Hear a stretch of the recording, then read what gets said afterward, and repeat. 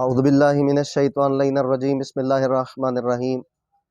مومن کرام، ماہ شعبان کے اعمال آپ کی خدمت میں عرض کر رہے ہیں، جو کہ با عظمت مہینہ ہے، با برکت مہینہ ہے، بہت بڑی مغفرت والا مہینہ بھی ہے۔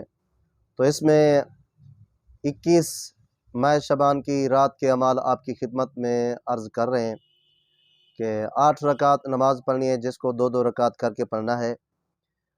پہلی رکعت میں بھی اور دوسری رکعت میں بھی الحمد کے بعد ایک مرتبہ سورۃ توحید، سورۃ ناس اور سورۃ فلق کی تلاوت کرنی ہے۔ یہ آپ جب پڑھ لیں 8 رکعت نماز تو اس کا ثواب بہت زیادہ ہے۔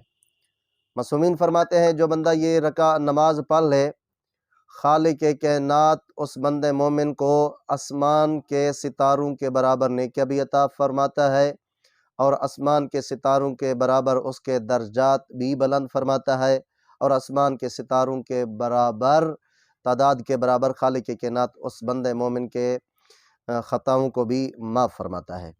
21 ماہ شعبان کا دن اگر کوئی بندہ مومن روزہ رکھے گا، خالق کائنات تو اس کو بہت زیادہ ثواب عطا فرمائے گا۔ معصومین فرماتے ہیں کہ جو بندہ 21 شعبان کے دن روزہ رکھے تو ملائکہ اس کا استقبال کریں گے اور اپنے پروں کو اس کے جسم کے ساتھ بھی مس کریں گے، یعنی اتنا ثواب ہے اس بندے مومن کے لیے جو روزہ رکھے گا۔ دعا کرتے ہیں خالق کائنات ہم سب کو ماہ شعبان کے شب و دن کے اعمال بجا لانے کی توفیق عطا فرمائے۔